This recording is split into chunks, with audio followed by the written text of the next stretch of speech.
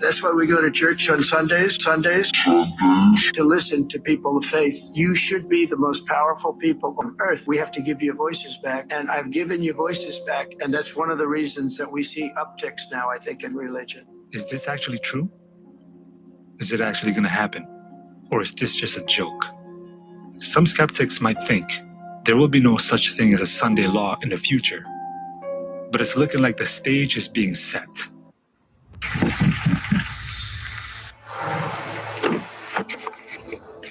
So there's one thing wrong with this theory, with this theology, Sunday rest by law. Although I believe it, I see one problem. Who's actually going to stand by it? Who's going to support it? We can talk about Project 2025, but here's what I mean. Here in America, we're very strong-minded. We have very strong characters. And if we don't agree with something, we will voice it and we will fight against it. Now, I'm not Mystic Mac or anything like that, but I can kind of foretell that in the future, if they do try a Sunday law, I see a lot of people going against it and fighting against it. And so this is how I think they can accomplish a Sunday law. Now, with the recent public execution of Charlie Kirk, the air seems different. The air seems thicker now. Revolution is rising. It almost feels like a war is brewing between conservative churchgoers and diehard left-wingers. If this continues, we might just see a civil war happening. This is not a threat. This is a promise.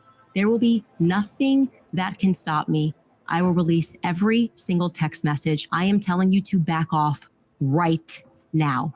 Don't you pretend to be noble now and say nice things about Charlie Kirk and think you're going to slide into his chair over my dead body, which I'm sure can be arranged. The easiest way for your enemies to win is if they convince you simply not to fight.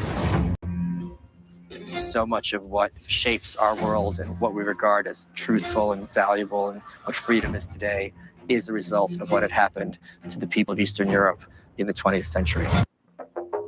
I want to read something. This is from Mrs. White's writings, Testimony for the Church, Volume 9. Page 11, it says, "We are living in a time of the end. The fast-fulfilling signs of the times that the coming of Christ is near at hand. The days in which we live are solemn and important. The Spirit of God is gradually but surely being withdrawn from the earth. Plagues and judgments are already upon the despisers of the grace of God. The calamities by land and sea, the unsettled states of society, the alarms of war are portentous. They forecast approaching events of the greatest magnitude. She says the condition of things in the world shows that troublous times are right upon us. The daily papers are full of indications of a terrible conflict in the near future. Robberies are of frequent occurrence. Strikes are common. Thefts and murders are committed on every hand. And murders. What happened to Charlie Kirk? Murder. That's murder. It's an execution. In Great Controversy, page 585, already the doctrine that men are released from obedience to God's requirements has weakened the force of moral obligation. Murders. That is connected to moral obligation. She says the press publishes the revolting details of vice, thus initiating others into the practice of fraud, robbery, and murder.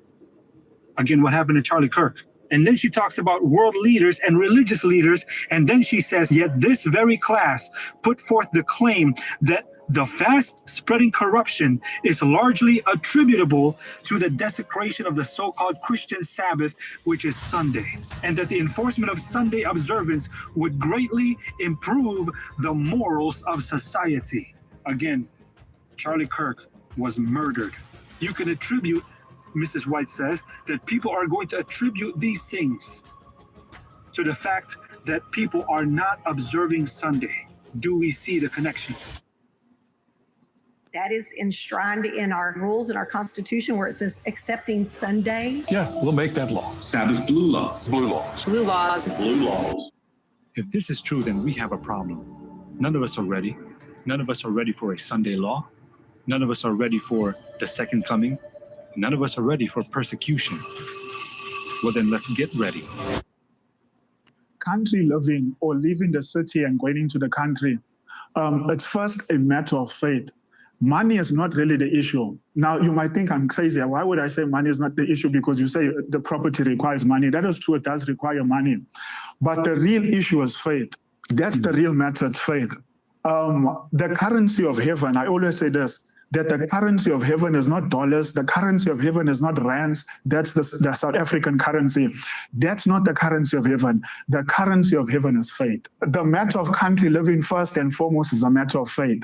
I remember personally for us, when we started looking for country land in 2019, 2018, we would look for country land with not a cent. I knew we couldn't have purchased. There's no way we could have purchased. If I was depending on myself, it was an impossibility. Nowhere near possible. But you know what faith led me to do? Faith led me to go and look. I kept looking, I kept driving, not only on the internet. Yes, I would look on the internet, see a property and say, Lord, maybe this could be the property you're leading us to with no money. And I would go and see the property. This went on and on and on until 2021. It was years, searching. Eventually, when we saw the property, we prayed and we said, Lord, if this is it, provide the means. And indeed, God done so. So what I'm going to say first and foremost is a matter of faith. Okay, so now let's take a look at the past. Whether it's here or in Rome or wherever the place may be, this has happened in the past. When civil unrest started running rampant in the cities in the past, who are the only people that were safe back then? Those who lived in the country. In Genesis 19, Lot and Sodom lived in the city and was swept into its danger, while Abraham, living in the country, remained untouched. Jesus warned his followers in Matthew 24 to flee to the mountains when the Roman army surrounded Jerusalem. Those who obeyed were preserved outside of the city, and those inside perished. We need to get out of the cities and into the country, but some Christians think about that.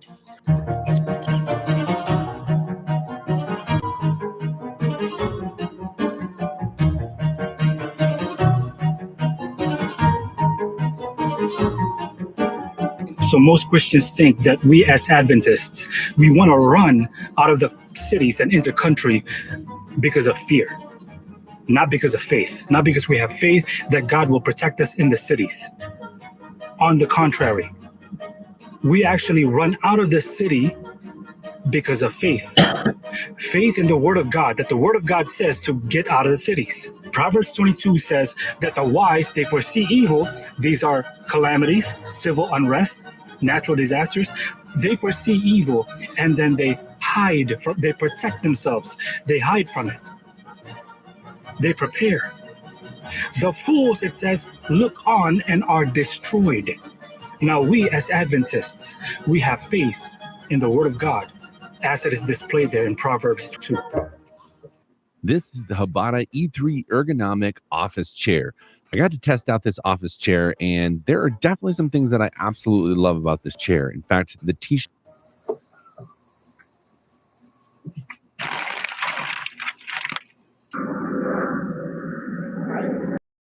You know what's inside it? What is it? A little ball. It is actually our God-given duty to prepare for the coming crisis. Do you have kids? Do you have family? Why allow them to stand in the path of danger when God has a place of refuge for us in the country? Now here's another problem. Even if we present completely physically prepared, when that time comes, we might get into a state of panic.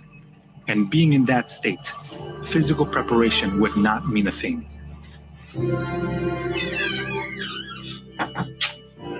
Mental preparation is just as important, if not more important, being physically prepared.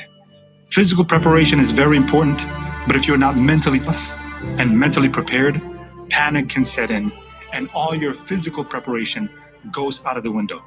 Practice, train, play out in your mind these scenarios that might happen and make a plan. Should you already have country property and provisions? If your family can't reach you, or vice versa, is there a meeting place? Preparing mentally so that happens. You have stored in your mind these scenarios and plans that you have set and practiced and trained. Execution becomes second nature. You are saved.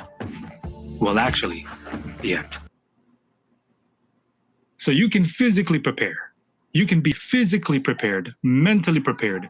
But if you don't have the relationship that you need with the Lord, if you don't have that relationship with Christ, if you have not gotten to know him, physical and mental preparation means absolutely nothing. All else rely on a spiritual preparation.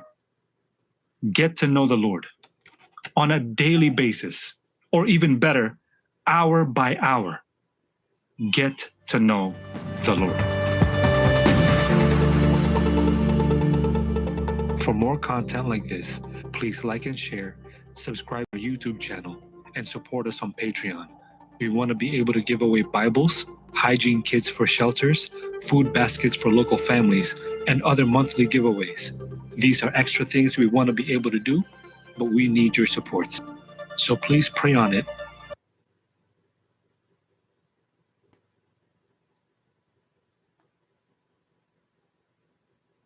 Shout out and a big thank you to the big corporations for not paying farmers a fair price for their crops. So far this year, I have not sold a single kernel of corn to the big corporations that buy nearly all the corn in the United States. I sold them zero.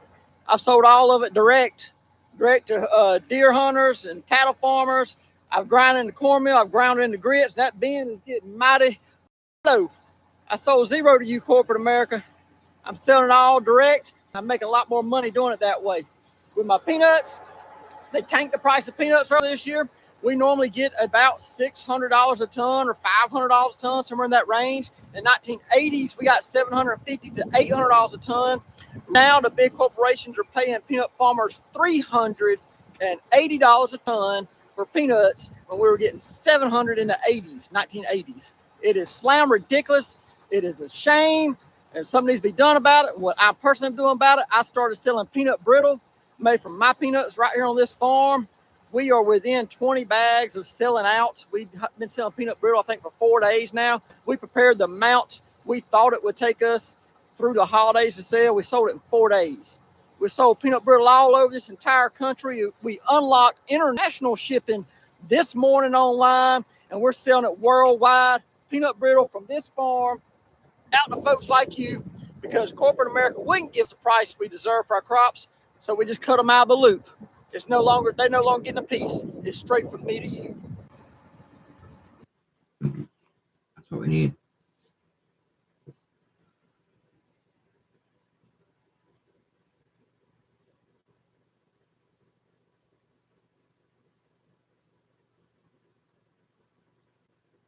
The December meeting, a further reduction in the policy rate per meeting is not a foregone conclusion. Far from it. At the October 29th FOMC meeting, Fed Chair Jerome Powell made comments that convinced the market that a December rate cut was no longer a done deal. Powell noted that the absence of reliable data created high uncertainty and suggested the situation may favor caution when it comes to further eases. The futures markets believed him. Odds for a December rate cut plunged from over 90% to below 50% in the following days. Predictably, the US dollar rallied on the news, gaining almost 2% against the currencies of other developed economies. US two-year Treasury yields rose from 3.5% to over 3.6%. Not a huge move to be sure, but enough to make the current carry trade more attractive by widening the spread between the US rates and regions of the Eurozone and Japan. For perspective, French two-year yields, currently the highest in the Eurozone, sit at 2.25%. This widening yield spread accelerates the carry trade strategy of borrowing euros in France, then buying US dollars and US treasuries to capture the higher yields. Of course, the recent buoyancy in the US dollar and short-term rates could be derailed as we begin to see the delayed government economic data. So far, the schedule for releasing this data remains unclear, but as the story unfolds, the market will be laser focused on inflation and the labor market.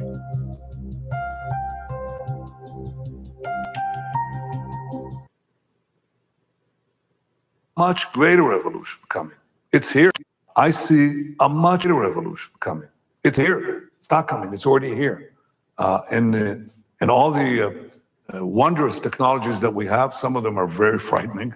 I've talked to leaders of AI in the world, and you ask yourself, there's so many blessings in this, but there could be a curse.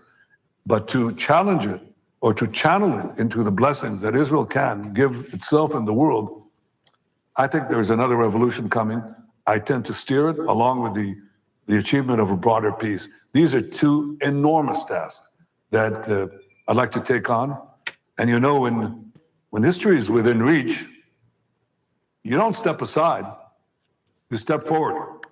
And that's what I'm doing. Mr. Prime Minister, we're going to leave the conversation. I see a much greater revolution coming. It's here. It's not coming. It's already here. And all the wondrous technologies that we have, some of them are very frightening. I've talked to the leaders of AI in the world, and you ask yourself, there's so many blessings in this, but there could be a curse. But to challenge it,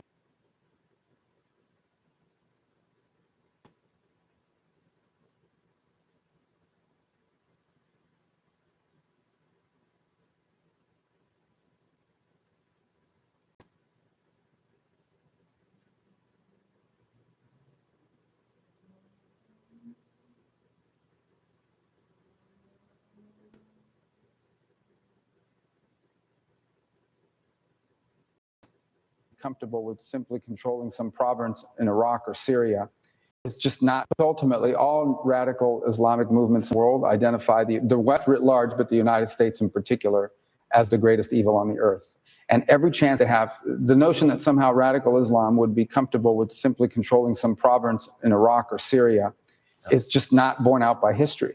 Radical Islam has shown that their desire is not simply to occupy one part of the world and be happy with their own little caliphate.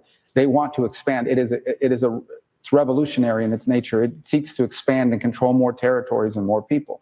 And radical Islam has designs openly on the West, on the United States, on Europe. We've seen that progress there as well. And they are prepared to conduct acts of terrorism. In the case of Iran, nation-state actions, assassinations, murders, you name it, whatever it takes for them to gain their influence and ultimately their domination of different cultures and societies. That's a clear and imminent threat to the world and to the broader West, but especially to the United States, who they identify as the chief source of evil on the planet. Okay, the reason why they hate the Kingdom of Saudi Arabia, the leadership of the UAE, of Bahrain, is because they've allowed the United States to partner with them. That's why they hate them. They consider them infidels for it. They hate Israel, but they also hate America. They hate anywhere in the world that we have influence, they seek to attack it, including here in the homeland. If you look at the domestic terrorists, at the attacks that have happened here domestically, the overwhelming majority of them have been inspired by radical Islamic viewpoints. And that includes the shooting in the Pulse nightclub in Orlando, Florida. That includes the Saudi pilot in Pensacola, my home state, 2 attacks.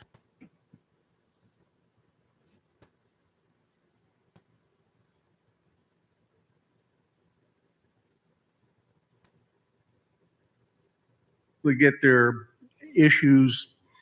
Corporations and rich folk have money to basically get their issues out there. Elon Musk, what, $250 million towards Trump's campaign? That talks.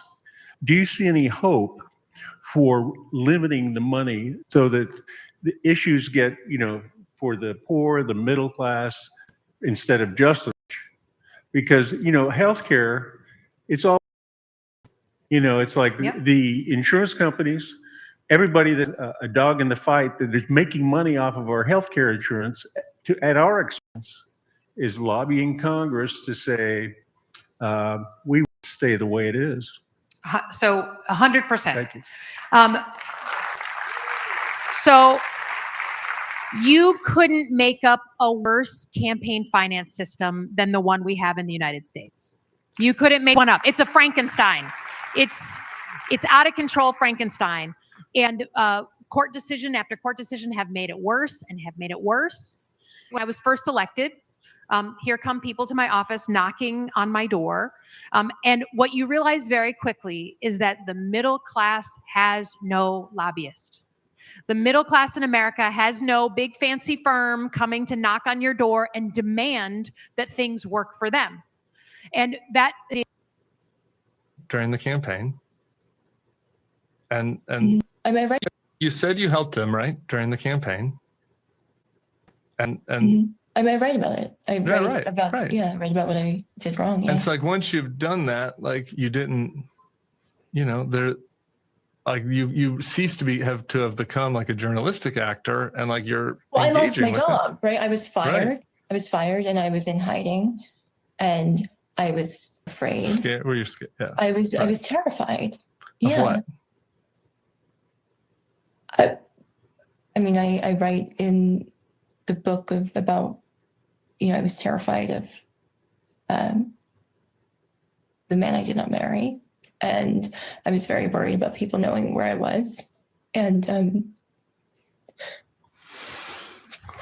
sorry. pause this? Okay. Yeah, I'm sorry. Yeah, we can pause it. Sorry. No, I'm sorry. You said you helped him, right, during the campaign?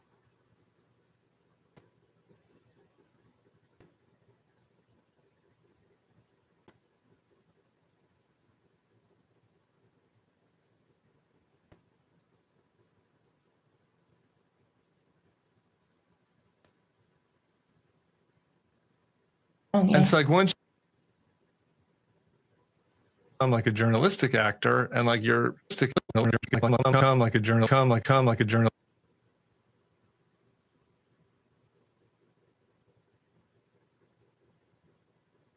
Actor, and like you're Well, I lost my engaging with it. job, right? I was fired. Right. I was fired and I was in hiding and I was afraid. Scared? Were you scared? Yeah. I was Right. terrified. Of Yeah. what? I mean, I write in the book about, I was terrified of the man I did not marry. And I was very worried about people knowing where I was. And I'm we sorry. pause this? Okay. Yeah, I'm sorry.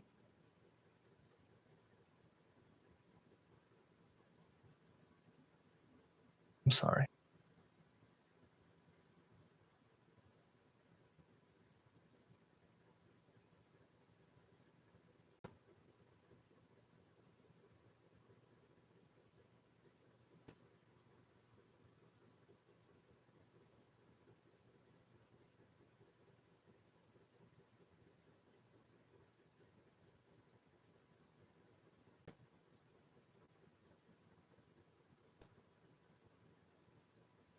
that they're not sure if they're law enforcement, that they may be kidnapping people. Like we have had those reports.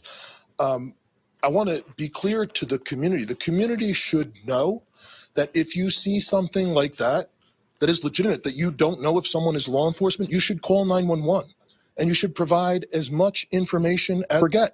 We very recently had tragedy in this state by someone who was reporting to be law enforcement. So please, let's be clear. That's something everyone should report and that we will immediately respond to and we will document, whether it's somebody's not sure if there's a kidnapping happening, somebody's not sure if that there's law enforcement present or not. And that's something else that's additional policy requirements that we are implementing, that we will document and report these types of things anytime that we hear it, and reminding our officers of their duty to intervene.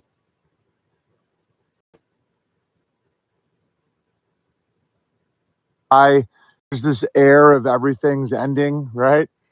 That didn't used to feel that way. I think a lot of it is bored rich guys have microphones now. Like take Peter Thiel, for example. Bored rich guy. And it just so happens that the problems of the world all seem to also be exactly the problems of an aging rich gay guy. Aging rich gay guys are not a new thing, you know? So when someone's like, we live in a low testosterone world of stagnation and we just gotta go for it and we gotta live forever. And I'm like, yeah, that's every bored gay rich guy, but they didn't used to have microphones. They would just be in their little castles and no one heard it. And so now that the profane, the unwashed masses or the washed masses hear it, they're like, oh God, everything's falling apart. It's like, imagine if Henry VIII had a podcast. Imagine if any of these people if John D. Rockefeller had a podcast when he was like 65, it would be a nightmare. Okay, so anyway, the yen, what I see coming is random instability. And the irony of Bitcoin is As it's, plummeting right now, my opinion has shifted a bit on it based on events.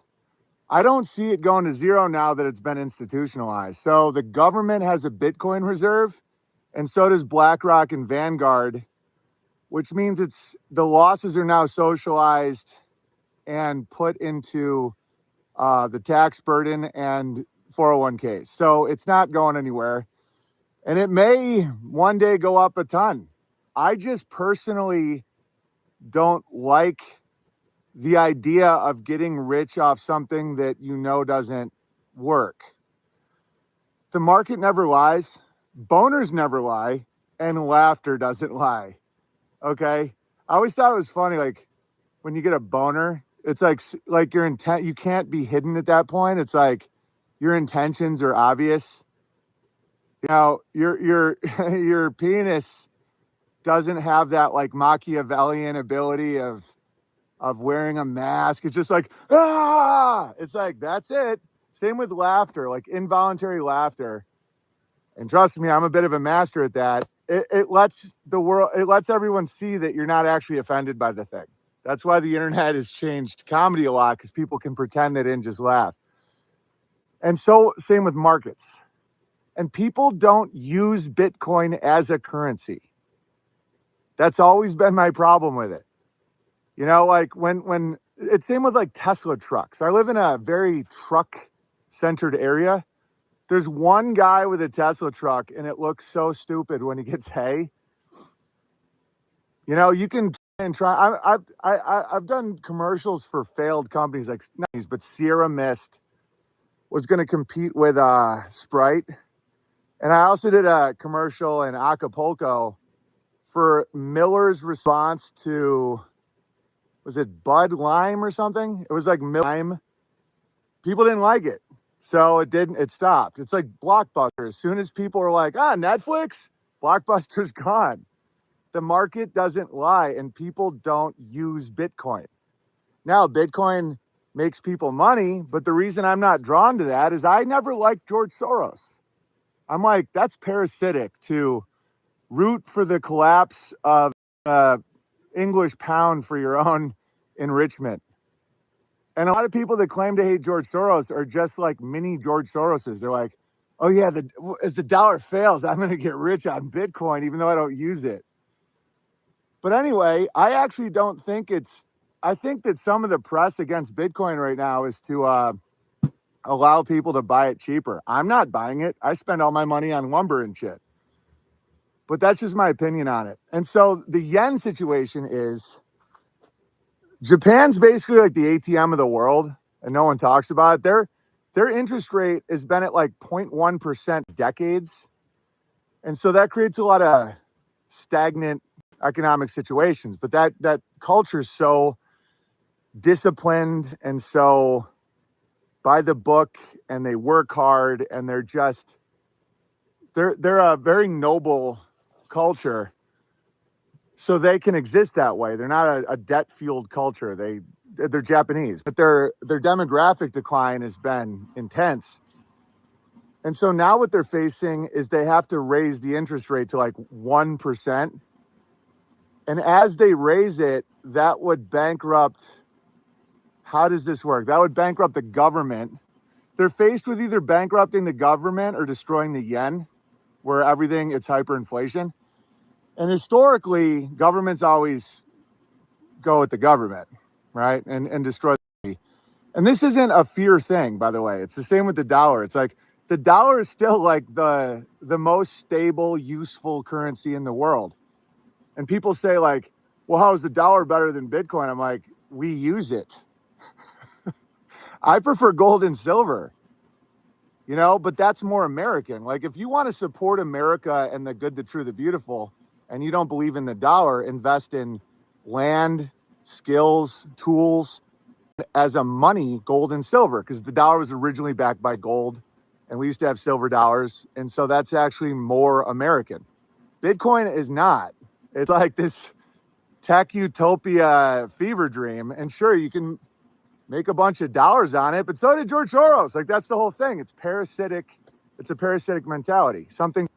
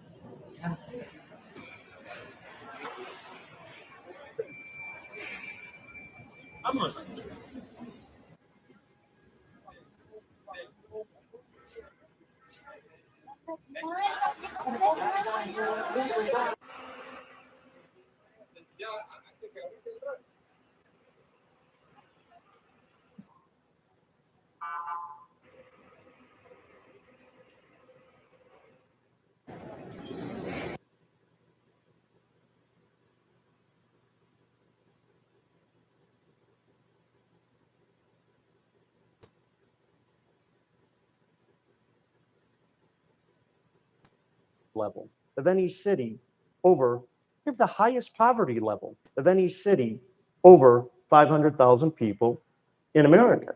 So if you are a native Detroiter and you're part of the 80% unemployment within the age group that I'm referring to, Detroit hasn't gotten better.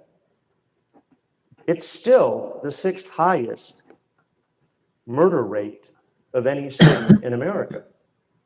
And yet there's been improvement. And I'm working with Joe, who's sitting at the table with me, and I said, how do you tell the truth about Detroit without hurting people's feelings?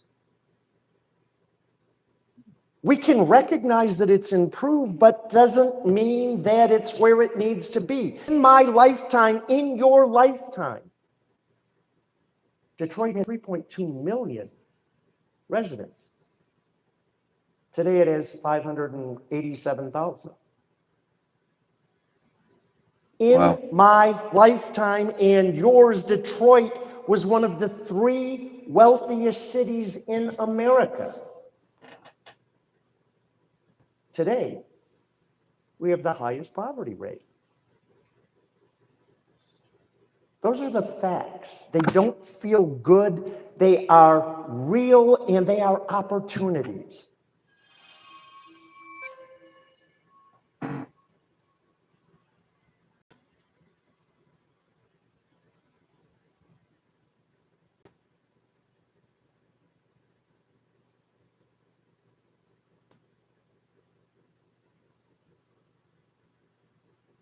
The drugs coming in through sea are down 91%.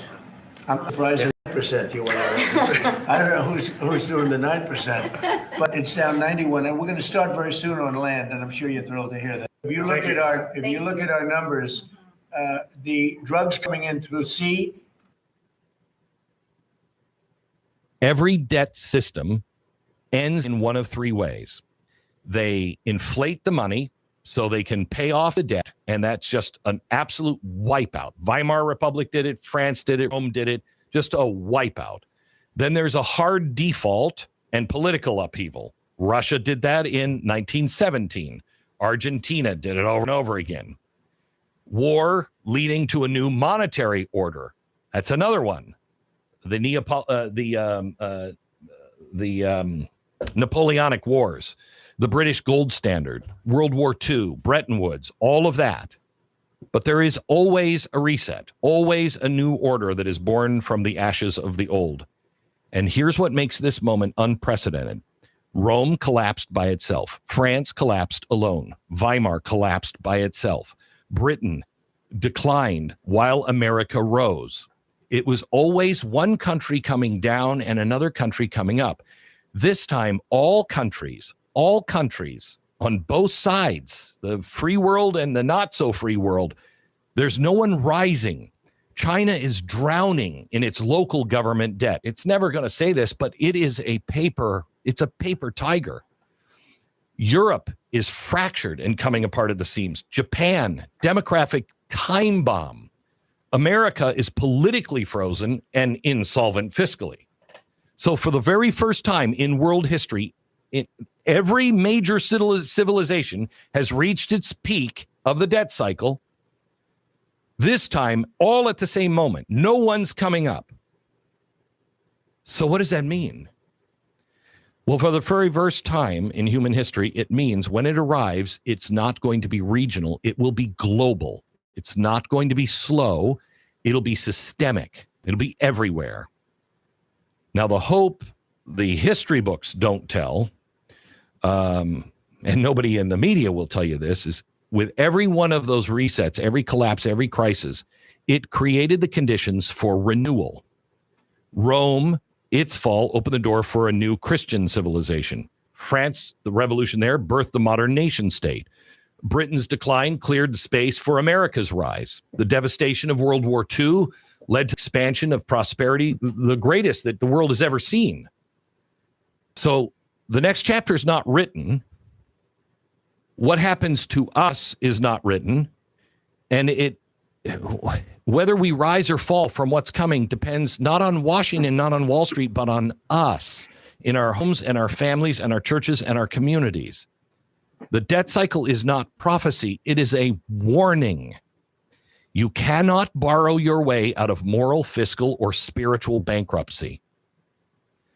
Now, I don't feel like I chose this path. I mean, this with Bretton Woods and then 1972 coming off the gold standard and what they did in 2008 to bail out all the banks. I didn't have anything to say. Did you have anything to say about that? Because I didn't. I wouldn't have chosen those things. But the world is putting something together. And I want to show you what our choices are, because right now people say, I don't like what Donald Trump is doing, or I don't like the World Economic Forum, or I don't like what China. Great. But I want you to know it's going to be one of these systems because it's being built. It always happens. When one is coming down, some new system, usually a country, but not a country this time, a new system begins to rise. And it happens before the fall.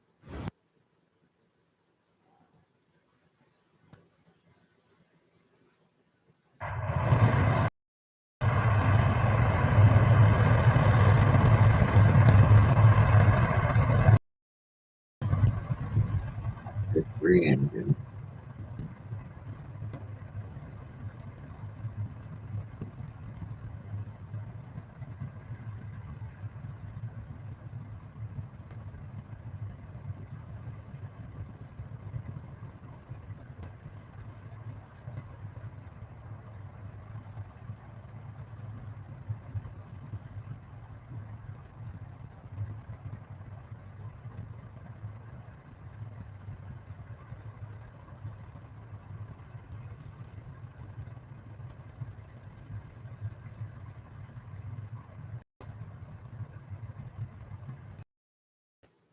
In Leviticus, Deuteronomy, Romans, there's other passages.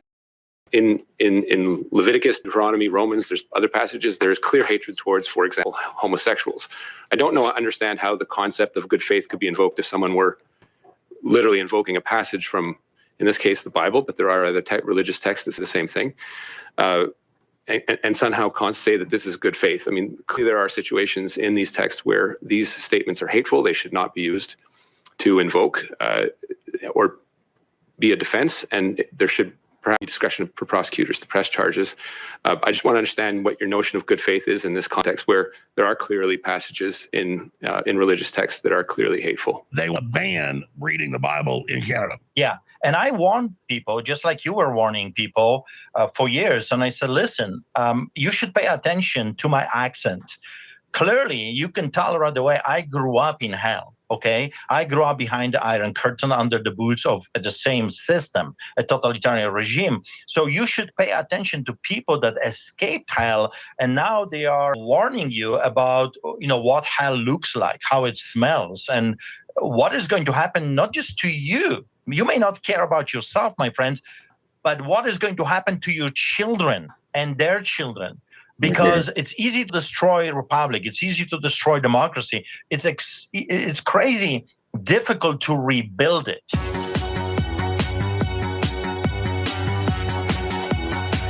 So right now, the latest attempt to destroy us is being done by Mark Miller. He is the minister of Canadian identity and culture. You got to remember, he's the same one that flooded Canada with haters of America and democracy as a minister of immigration, refugees, and citizenship. He was a minister from 2023 to 2025. So he is coming right now. The government is coming with Bill C-9, and it's an act to amend the criminal code. It's called the hate bill to attack the hate. But what really is doing, the Ottawa Coalition warns that BC9 targets protests, not hate. So this is a design to attack anyone and everyone that dares to oppose them, anyone that wants to protest, anyone that wants to bring the truth. Because you got to remember, those that hate the truth, they view the truth as hate speech.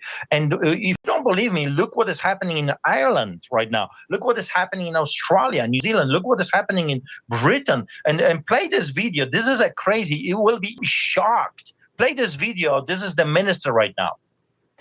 And I've got the legislation right here. It says if they deem something years in prison preemptively, if they think you're going to say something, thought crime, you go to jail. Let's play the thought crime minister in Canada. Here he is.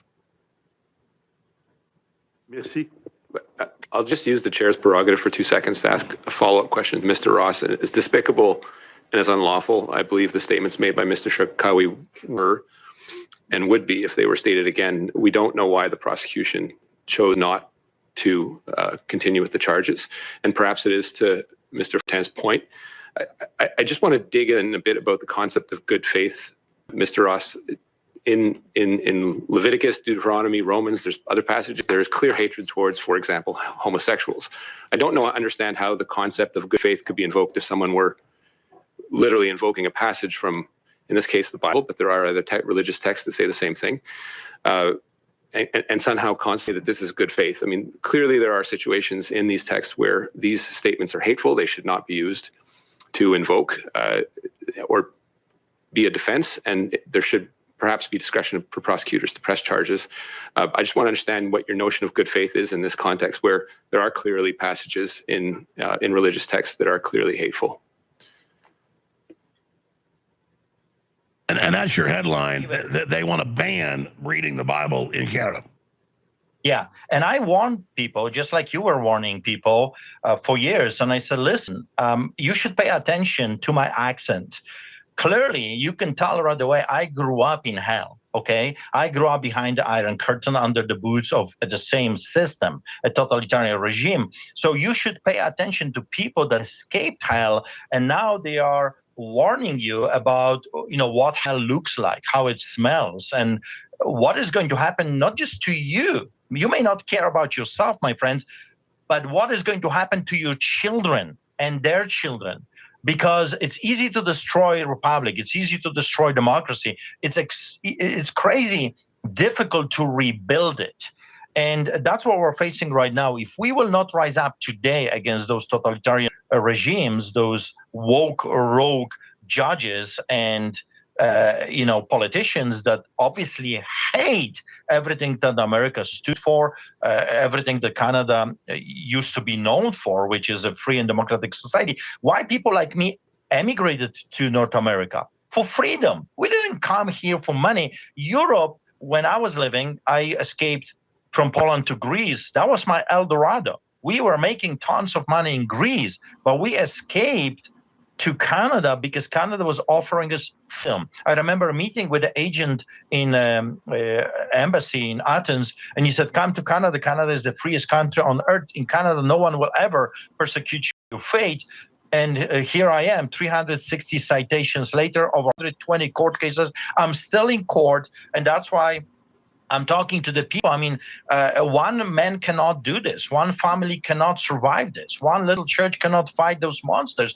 We need supporters. We are still. Well, that's right. And anybody that doubts what the left wants to do in the U.S., they're doing it all over the world. It's the same program.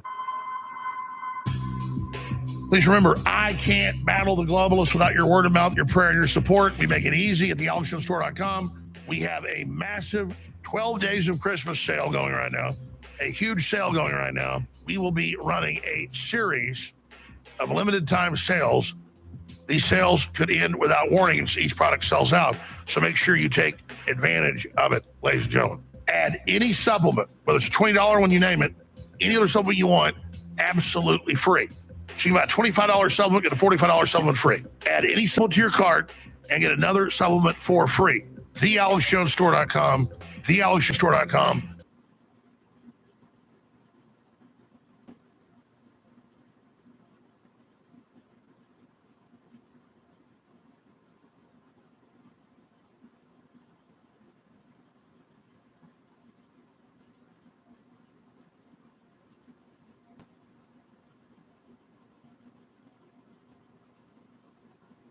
Of what they're claiming, that we are about to face the coldest season ever.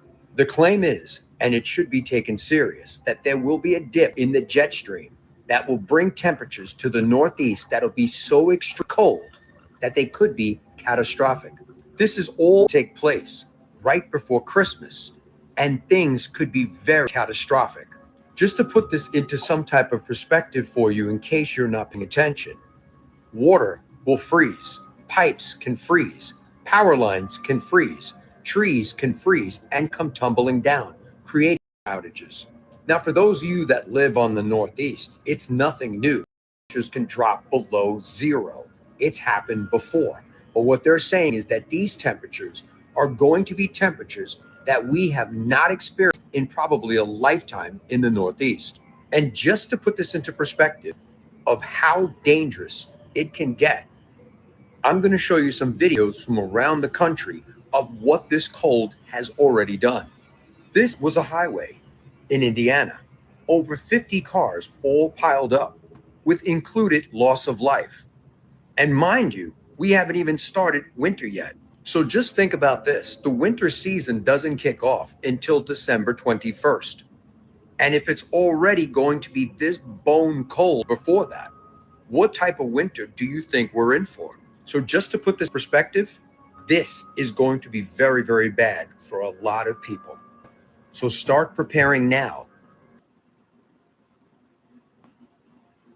And you can expect the Whitmer, as the winter vortex whips through Michigan, you can expect the Whitmer energy vortex to hit just as hard. Thanks to Whitmer's Green New Deal energy policy, nearly 7 million Michigan residents can expect to see their energy bills jump 10% as we head into winter. Keep in mind that since the Green New Deal has passed, there have been nearly 10 utility rate increases that are hurting Michiganders. 940,000 Michiganders are at least 6 days late on their energy bills, with a third of those more than 90 days late, with shutoffs on the rise. So when are Democrats going to own up to the fact that dangerous policy has dangerous consequences? As the winter vortex whips through Michigan, you can expect the Whitmer energy vortex to hit just as hard. Thanks to Whitmer's green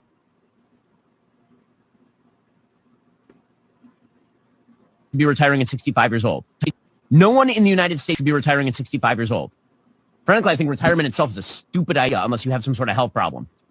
I wonder if I slap the fuck out you, would that be anti-Semitic? Because I don't want to be anti-Semitic. I just want to slap the fuck out you. Shut the fuck up. I'm so sick of you cornball ass niggas trying to stay relevant in front of that fucking podcast equipment. Shut the fuck up. You want us to go to work and grind for the rest of our life while you sit in front of the thing and sound intelligent? Shut the fuck up. I speak for everybody that ever woke up on a Monday morning. Shut the fuck up.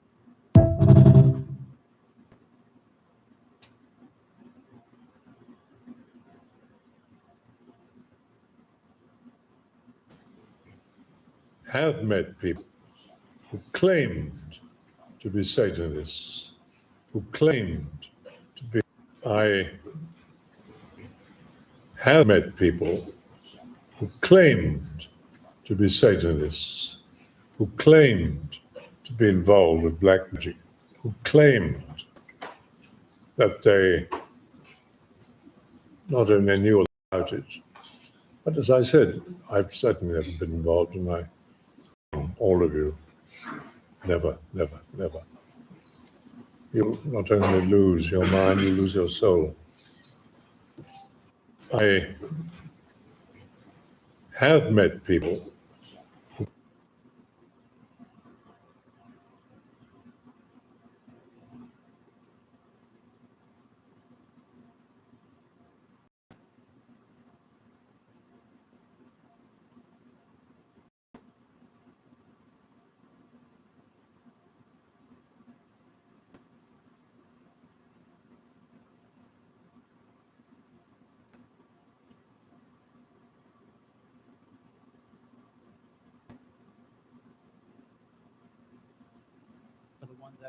Okay, my turn to talk about this. Now, first of all, the detailed solar footage that you guys have been seeing on Shane's page is authentic for the ones that are denying or who are skeptical. Low on that shit.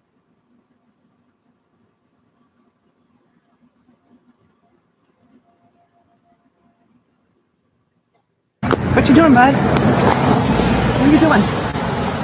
What are you doing here? Sir, what are you doing here? Sir, what are you doing? Is there an issue, sir?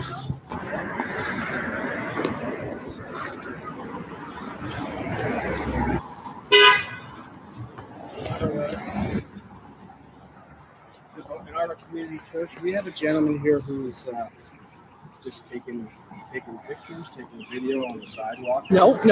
Go that way. That way, sir. That way. That way. That way. Back up. Back up now. No. Go back. Don't touch me. Don't touch me. Don't touch me. Move that way. 5-915-7. Don't assault me, sir.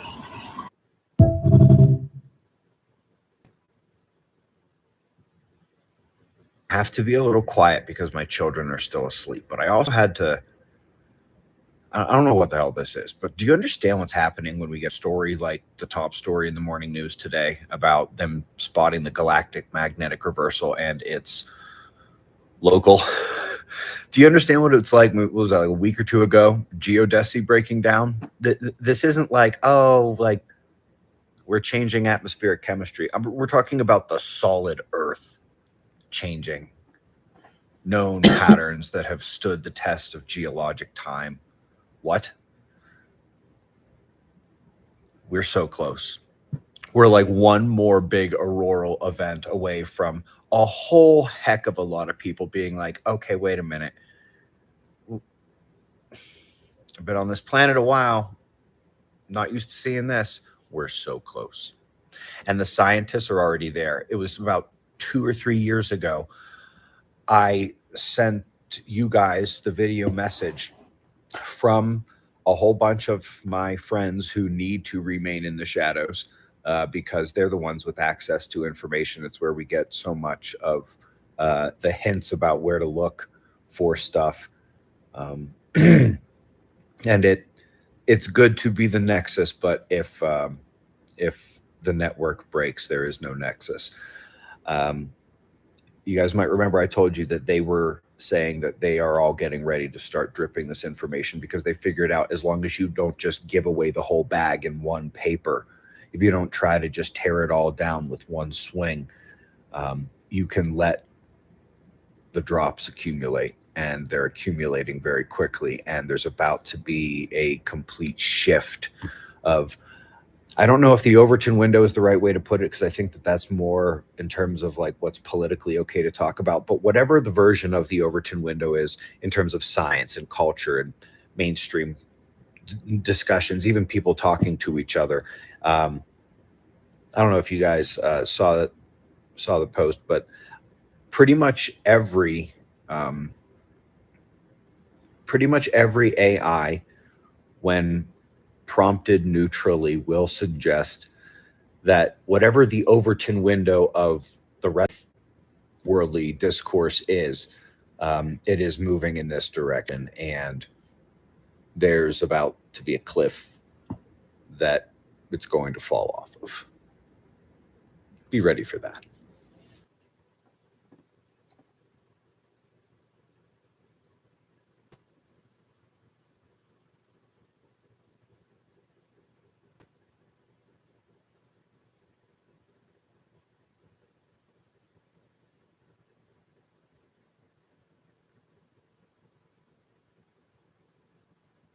Will now be reported to the State Secretary of the Federal Ministry of Defense. Missile Defense Organization, Mr. Moshe Patel, will now symbolically hand over to the Aero Weapon Systems for Germany to the Vice Director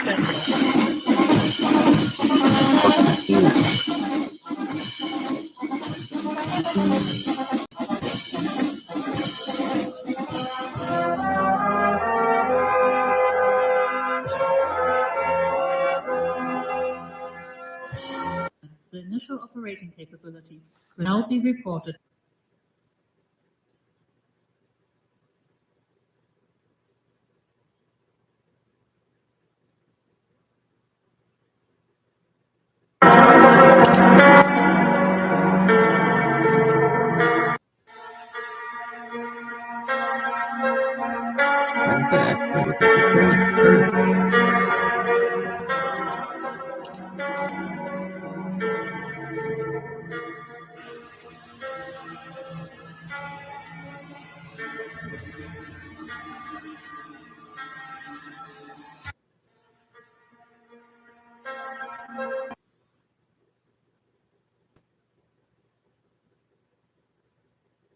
Not only imprisoned, I was kept in I was arrested. I was not only imprisoned, I was kept in solitary confinement against the international laws. I was kept in metal cages for keeping the church's doors open. I was kept in psych ward against the law. I mean, without the evaluation of the doctors, Alex, without the even knowledge of Alberta Health Services, I was kept in psych ward with the crazy people because they were hoping someone will assassinate me there. 5 inmates testified to my lawyers about the guards coming to them, offering them all kinds of trinkets, all kinds of benefits if they would kill me in prison. You know, Alex, they lit my house on fire. They lit our church on fire. They burned down our children's bars. They broke into our church, stole our equipment, speakers, cameras. They unscrewed tires in my pickup truck, and the tire just took off in the middle. I mean, I was physically attacked. Bear spray, you name it, Antifa in my house, in my backyard. So those things are tactics of a totalitarian regime sending a message to everybody else. You don't want to become Alex. You don't want to become Artur Pawlowski. You don't want to become Derek Reimer, a whistleblower that is exposing right now the pedophilia and the grooming of the children in the city of Calgary in Alberta, Canada. For that, he has been imprisoned today, right after the show. Alex, I'm going outside the office because he might be arrested, and you will not believe what are the charges. He refused to apologize. So the judges, just like in my case, Adam Germain, the crooked judge of Alberta, ordered me a compelled speech. He said, you must tell the people that you talk to, programs or sermons about the COVID-19, the government-approved script. If you refuse, you will go to prison for contempt of court. And of course, as you know, I grabbed him and I said, Judge, I hope you're listening to me. I'll never, ever obey your order because I'm a pastor. I preach the truth. You want me to lie? I refuse to lie to the people. So that was overturned in the Court of Appeal. But then I got arrested again for sermon. I have become the first Canadian ever to be charged with terrorism for delivering a sermon to a peaceful Canadians during the truck convoy. And I was imprisoned and I was found guilty and my appeal was denied. We're dealing, Alex, right now with a crooked judges, a weaponized justice system that doesn't care about the law. Introducing Ultra DNA Revival, the advanced daily supplement designed.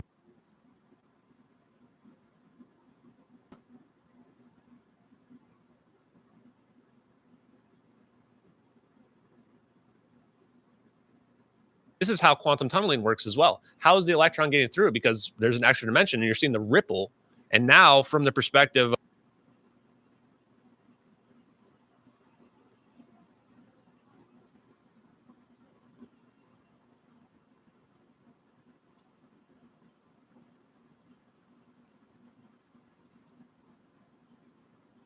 But what I'm about to say, I know millions of Americans feel this way. But this message goes out.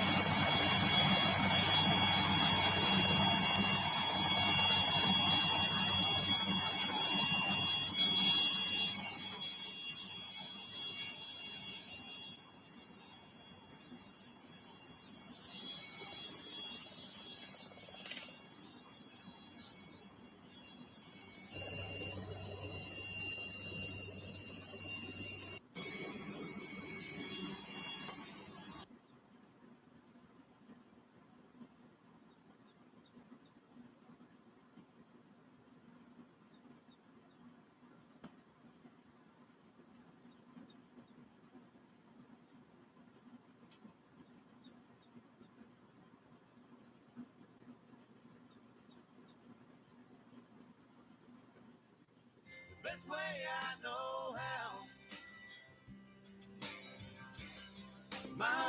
just keeps on wanting the one who doesn't want me now. So what if I go crazy?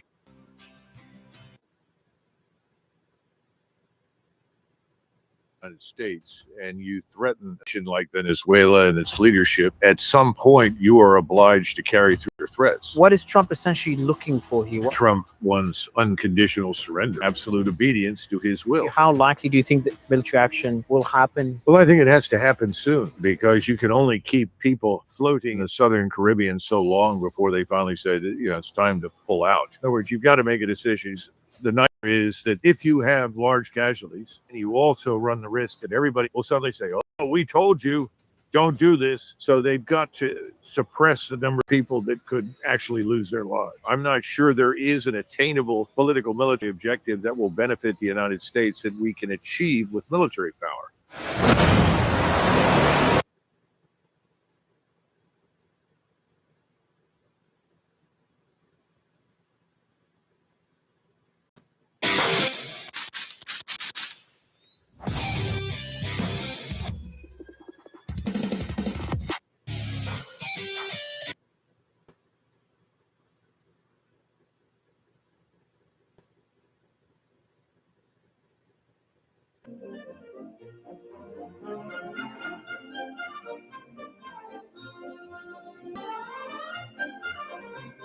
What vortex is that? Oh, yeah.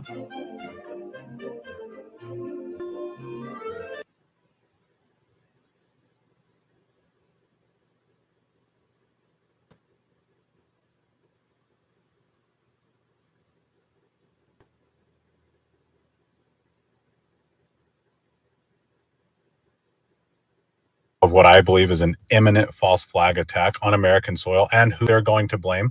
Meta just canceled him completely. I thought, Zuckerberg, that you went around and did this whole free speech cool tour, that you're not going to do this. So why did you do it to him? Is it because he's on the top 10 antiseptic list? Mark Zuckerberg. Follow his new Instagram account. Let's get him built back up again and then make sure to watch this entire segment. And they're getting a whole lot of people killed, including Americans, in wars that benefit no one but the pedophile cabal that's pulling the strings. Eric Moutsos is a new friend of mine. I've been following him on Instagram, and he's been following along with all of this on Instagram. He's here with us now. Eric, your take. Well, my take is we have been propagandized so hard. You brought up 9/11. If you don't understand who's behind 9/11, our CIA, in conjunction with Mossad, the next thing that they are going to do, because they will, I believe you're going to take it hook, line, and sinker. The war on terror is probably the next greatest scam. It's the biggest scam to sweep the earth. And I didn't understand it because I believed that 9/11 at first. I believed the whole thing, the Toby Keith will put a boot in, singing that song. I believed it all until I started to put all of these pieces together. And that's why it's really important for people to understand 9/11, understand Building 7, understand. And you mentioned Toby Keith. That's really important because, as we all know, the music and entertainment industries, along with the media, it all comes back to the same group of people. That's exactly right. Do you remember Back to the Future, Marty McFly? Yeah, of and course. He's in the mall parking lot. And the bad guys come up. Do you remember who the bad guys were in the van that shot Doc? Yeah. Yeah. That was the towel heads. They were getting people propagandized from way back then to try and divide Christians and Muslims. There is a false flag coming. It's probably going to be 10 times worse than 9/11. Don't fall for it. That's what I'm trying to say. Don't fall for it, because they're telling us. It was Karl Marx. What did he say? Something like, accuse your enemy of what you're doing as you're doing it to create confusion, I think he said. And at the same time that you have Benjamin Netanyahu telling these lies about Iran, we know that Iran doesn't have the capabilities. They don't have the intercontinental ballistic warhead that's capable of delivering any kind of strike, including a nuclear strike on the United States. But guess who does? Israel does. The only undeclared nuclear program on the face of the planet that's allowed to exist without scrutiny. And speaking of the Charlie Kirk assassination, it mirrors and resembles in so many different ways the assassination of JFK, who was taken from his citizenry in broad daylight in front of a live viewing audience and on international television, and the video was replayed and allowed to proliferate. We still see clips of that assassination all over the place as a warning sign to everyone.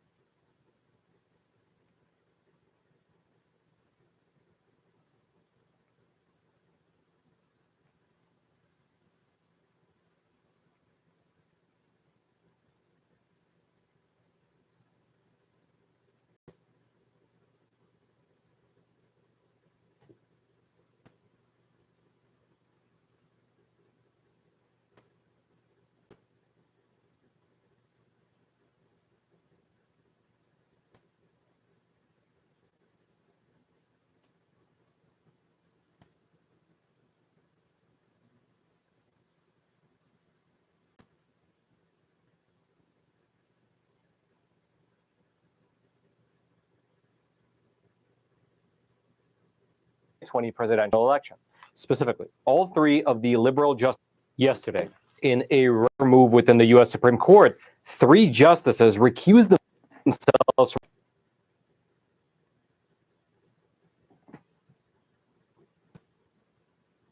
from a case related to the 2020 presidential election. Specifically, all 3 of the liberal justices on the court, Alina Kagan, Sonia Sotomayor, as well as Ketanji Brown Jackson, all 3 of them recused themselves from a lawsuit that's currently on the Supreme Court docket. Although this whole thing requires a bit of backstory. All the way back in the year 2021, a man from Utah named Roland Bronson filed a massive lawsuit against hundreds of members of Congress. His central claim was that they violated their oath of office by not investigating allegations of election fraud prior to certifying the election winner. The list of respondents in the case was rather long. In fact, it was 388 names long.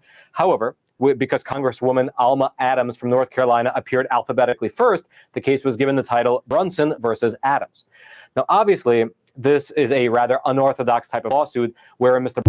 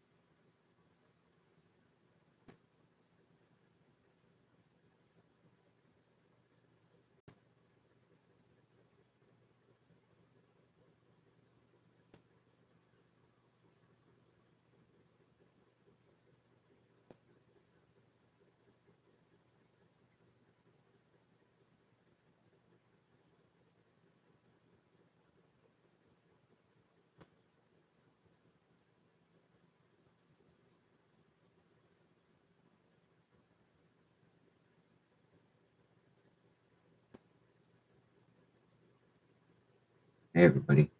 Thanks for watching. Have a great day.